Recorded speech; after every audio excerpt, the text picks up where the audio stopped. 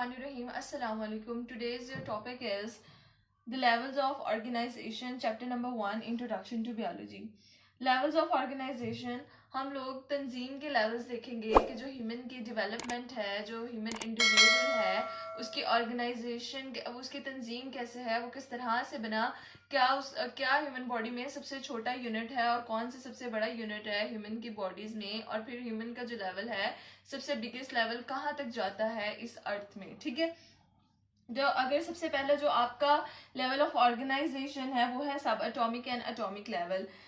सबसे छोटा लेवल है ये लेवल ऑफ ऑर्गेनाइजेशन का. इसी तरह हम सबसे बड़ा जो लेवल ऑफ ऑर्गेनाइजेशन है वो भी जाके पढ़ेंगे. एटॉमिक, सब एटॉमिक एंड एटॉमिक मतलब कि यहाँ पे एटम्स की बात हो रही है. As you know that everything is made up of atom. ठीक है. अगर हम एटम के स्ट्रक्चर की बात करें तो जो एटम का स्ट्रक्चर होता है उसके न्यूक्लियस में आपके पास प्रेजेंट होते हैं प्रोटॉन एंड न्यूट्रॉन्स, और जो उसके शेल्स होते हैं वहां पे क्या होते हैं, इलेक्ट्रॉन्स जो कि रिवॉल्व कर रहे होते हैं. एक एटम जो है उसमें जो पार्टिकल्स होंगे वो क्या कहलाएंगे, सब एटॉमिक पार्टिकल्स. ठीक है. मतलब कि जो सब एटॉमिक लेवल है वो एटम से भी छोटा लेवल है, क्योंकि इसमें हम एटम के पार्टिकल्स की बात कर रहे हैं. ठीक है. तो आपके पास जो भी मैटर है, कोई भी चीज है, वो किससे मिलके बनी होती है, एलिमेंट से. और जो एलिमेंट होता है वो किससे मिलके बना होता है, सिंगल काइंड के एटम से. मतलब कि हमारे पास जो एलिमेंट है उसके अंदर एक ही काइंड के एटम्स होंगे. ये नहीं होगा कि उसके अंदर डिफरेंट एटम्स होंगे, उसमें जितने भी एटम्स होंगे वो सब एक ही काइंड के होंगे. एटम का वर्ड अगर हम बायोलॉजी के टर्म में देखें तो ए का वर्ड हम जिस भी वर्ड के आगे लगा देते हैं, ए लेटर जिस भी वर्ड के आगे लगा देते हैं तो उसका मतलब होता है नॉट. तो A stands for not and nom stands for cut. क्योंकि मोस्टली टाइम तक यही लगता रहा था कि atom is indivisible, atom divide नहीं हो सकता, एटम से छोटा पार्टिकल कोई है ही नहीं उस दुनिया में. वो तो बाद में पता चला कि जो एक्चुअली एटम्स होते हैं वो किससे मिलके बने होते हैं, सब एटॉमिक पार्टिकल से. क्योंकि जब हमने एटम के स्ट्रक्चर को स्टडी किया तो हमें पता चला कि उसके जो न्यूक्लियस है उसमें प्रेजेंट होते हैं हमारे पास प्रोटॉन्स एंड न्यूट्रॉन्स, जबकि उसके जो शेल्स होते हैं उसमें क्या रिवॉल्व करे होते हैं, इलेक्ट्रॉन्स. ठीक है. उनके शेल में जो होते हैं वो इलेक्ट्रॉन्स रिवॉल्व कर रहे होते हैं. अच्छा, उसके बाद अगर हम बात करें, ये सबसे ज्यादा स्टेबल सब एटॉमिक पार्टिकल्स हैं, इलेक्ट्रॉन्स, प्रोटॉन्स एंड न्यूट्रॉन्स. क्योंकि न्यूट्रॉन पे कोई चार्ज नहीं होता, इस वजह से जब भी हम एटम का न्यूक्लियस शो करते हैं तो हम उस पर पॉजिटिव चार्ज लगा देते हैं. ठीक है. आपके पास अगर नेचर में देखा जाए तो आपकी नेचर में हमारे पास 92 एलिमेंट्स प्रेजेंट हैं. 92, उसमें से जो सिर्फ 16 हैं वो क्या कहला रहे हैं, बायो एलिमेंट्स.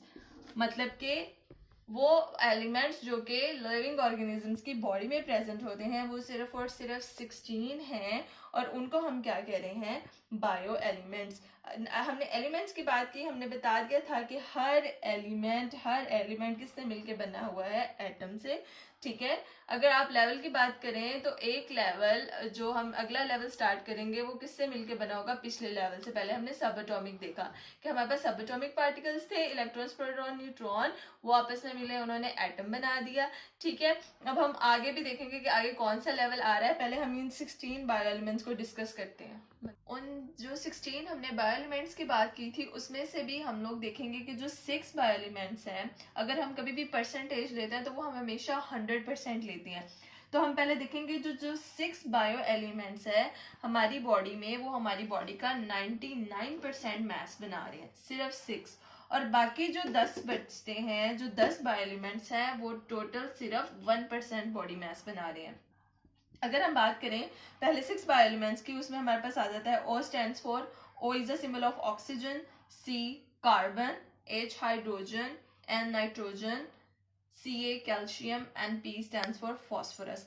ये 6 बायो एलिमेंट्स, ये टोटली हमारी बॉडी का अगर हम मैस देखें, ये अगर 100% है तो इसमें जो है 99% जो हमारा मैस है वो 6 बायो एलिमेंट्स बना रहे हैं, और जो एक 1% है वो हमारे पास ये 10 बायो एलिमेंट्स बना रहे हैं. ठीक है. अगर हम ऑक्सीजन की परसेंटेज देखें हमारी बॉडी में तो सबसे ज्यादा परसेंटेज हमारी बॉडी में ऑक्सीजन की होती है जो कि है 65.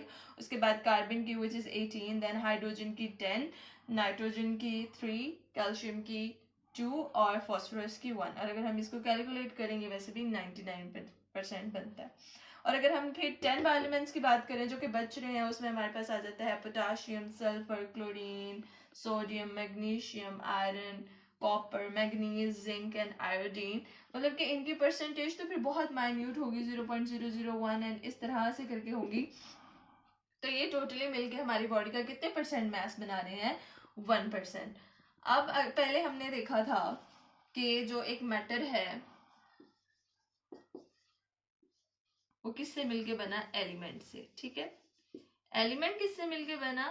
एटम से। और एटम किससे मिलके बन रहा है? सब एटॉमिक पार्टिकल से। मतलब कि एक छोटे लेवल से एक बड़ा लेवल निकल रहा है। ठीक है, और अगर हम बात करें कि सब एटॉमिक लेवल से निकला है एटॉमिक लेवल, फिर अगर बहुत से एटम्स आपस में मिलेंगे तो वो क्या बना देंगे? वो बना देंगे मॉलिक्यूल्स। ठीक है, हमारा जो नेक्स्ट लेवल है ऑर्गेनाइजेशन का वो है मॉलिक्यूलर लेवल। उसमें क्या होगा कि जो एटम्स होंगे वो बॉन्डिंग करेंगे, स्टेबल बॉन्डिंग करेंगे और वो मॉलिक्यूल्स बना देंगे। हमारा जो नेक्स्ट लेवल ऑफ ऑर्गेनाइजेशन है वो है मॉलिक्यूलर लेवल। जैसे कि हमने जब लेवल्स ऑफ ऑर्गेनाइजेशन स्टार्ट किया था तो मैंने आपको बताया था कि हर जो एक लेवल, नया लेवल है, वो अपने पिछले लेवल से मिलके बना होता है। जैसे अगर सब एटॉमिक लेवल था तो उसमें सब एटॉमिक पार्टिकल्स आ रहे थे जो कि मिलके एटम्स बना रहे थे और उन्होंने एटॉमिक लेवल बना दिया। फिर एटॉमिक लेवल अब जब आगे जाएगा तो वो क्या बनेगा? जब डिफरेंट एटम्स आपस में मिलेंगे तो वो क्या बनाएंगे? ठीक है, तो हम देखते हैं अब आज का जो हमारा जो लेवल है दैट इज मॉलिक्यूलर लेवल। अगर हम बायो एलिमेंट्स की बात करें जो लिविंग ऑर्गेनिजम्स की बॉडी में होते हैं, बायो एलिमेंट्स, वो क्या होते हैं? वो आइसोलेटेड फॉर्म में नहीं होते, मतलब कि वो अकेले नहीं होते। जो एटम्स हैं वो अकेले नहीं पाए जाते, बहुत रेयर केस होता है, नोबल केसेस का। ठीक है, तो वो स्टेबिलिटी अचीव करने के लिए, वो स्टेबल होने के लिए अपने दूसरे एटम के साथ कोवलेंट बॉन्डिंग करते हैं या फिर आयनिक बॉन्डिंग करते हैं ताकि वो स्टेबल हो जाए। तो इसी तरह जो बायो एलिमेंट्स है वो भी अकेली फॉर्म में, आइसोलेटेड फॉर्म में नहीं पाए जाते, वो एक दूसरे के साथ कंबाइन हो जाते हैं थ्रू आयोनिक बॉन्डिंग या फिर कोवलेंट बॉन्डिंग अपने इलेक्ट्रॉन्स की शेयरिंग के साथ, और वो फिर एक बहुत स्टेबल पार्टिकल बना देते हैं। ऐसे स्टेबल पार्टिकल जो कि आयनिक और कोवलेंट बॉन्डिंग के रिजल्ट में बनेगा, हम उसको क्या कह देंगे? मॉलिक्यूल। और बेसिकली हम लिविंग ऑर्गेनिज्म से रिलेटेड बायो एलिमेंट्स और बायो मॉलिक्यूल्स की बात कर रहे हैं तो ये फिर क्या तो ये क्या बन जाएगा? ये फिर बायो मॉलिक्यूल्स बन जाएंगे। ठीक है, ऐसा स्टेबल पार्टिकल जो कि आयनिक और कोवलेंट बॉन्डिंग के थ्रू बनेगा, हम उसको क्या कह देंगे? बायो मॉलिक्यूल्स, यानी लिविंग ऑर्गेनिजम्स के मॉलिक्यूल्स। अगर हम इसके टाइप देखें तो मॉलिक्यूल्स की बेसिकली 2 टाइप्स होती हैं। ठीक है, एक हमारे पास होते हैं माइक्रो मॉलिक्यूल और दूसरे हमारे पास होते हैं मैक्रो मॉलिक्यूल। माइक्रो की टर्म का जहां पे भी आएगी तो इसका मतलब होता है लो, कम। ठीक है, और मैक्रो मीन बिग, हाई, बड़ा। तो माइक्रो मॉलिक्यूल्स मतलब ऐसे मॉलिक्यूल्स, हमने इनकी वेट की बेस पे इनको माइक्रो या मैक्रो बोला है। ठीक है, तो ऐसे मॉलिक्यूल्स जिनका जो मोलेक्युलर वेट होगा वो कम होगा तो हम उनको क्या कहेंगे? Micro molecules. जैसा कि अगर आप बात कर लें, आपके पास ग्लूकोज है, वाटर है, कार्बन डाइऑक्साइड है, ठीक है, दीज आर माइक्रो मॉलिक्यूल्स, क्योंकि इनका जो मॉलिक्यूलर वेट है वो क्या है?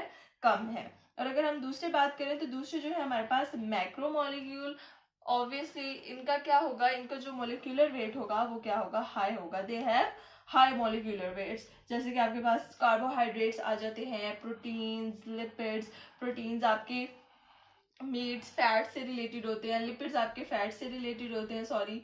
और जबकि जो कार्बोहाइड्रेट्स हैं, ये स्टार्च, जो आपकी बॉडी की शुगर है, ये इससे रिलेटेड होते हैं। ठीक है, आपको डिफरेंस में भी पूछा जा सकता है, differentiate between micromolecule and macromolecule, या फिर आपको एज अ लॉन्ग भी आ सकता है, राइट और नॉट ऑन मॉलिक्यूलर लेवल। इंशाल्लाह आगे हम देखेंगे कि मॉलिक्यूलर लेवल से नेक्स्ट लेवल कौन सा है। ठीक है, अल्लाह हाफिज।